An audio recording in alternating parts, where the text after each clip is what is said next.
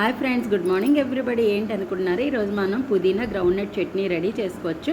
First పుదీనా and groundnut, red chilli, green chilli, tomato and చింతపండు, salt, పసుపు, కొంచెం కొత్తిమీర కూడా యాడ్ చేశాను నేను. సో దీన్ని పక్కన పెట్టి ఫస్ట్ స్టవ్ వెలిగించి పెనం పెట్టి ఆయిల్ మరిగిన తర్వాత ఫస్ట్ రెడ్ చిల్లీని వేపాలి. వేగిన తర్వాత దాంట్లోనే గ్రౌండ్నట్స్, గ్రీన్ చిల్లీ వేసి బాగా వేగిన తర్వాత అవి ఒక బౌల్లో తీసుకోవాలి. అదే పెనంలోని ఫస్ట్ టమాటా 5 మినిట్స్ వేగిన తర్వాత అందులో పుదీనా, కొత్తిమీర, చింతపండు, ఉప్పు, పసుపు అనేది యాడ్ చేసుకొని బాగా కలిపిన తర్వాత పక్క తీసి చల్లారిన తర్వాత ఇలా మిక్సీ చేసుకుంటే మనకి ఎమ్మీగా ఉండి పుదీనా గ్రౌండ్నట్ చట్నీ రెడీ అయిపోద్ది. దీనికి పోపుకి ఏంటంటే ఫస్ట్ పెనం పెట్టి ఆయిల్ వేసి అందులోని పచ్చెనపప్పు, మినప్పప్పు, నెక్స్ట్ ఆవాలు, జీలకర్ర వేసి ఆ పోపుని అనేది ఈ చట్నీలో షిఫ్ట్ చేస్తే మనకి ఎమ్మీగా ఉండే గ్రౌండ్నట్ పుదీనా చట్నీ రెడీ అయిపోద్ది. దీన్ని ఆవిరికుడంలో కానీ దోశలో కానీ చాలా బాగుంటుంది ఫ్రెండ్స్.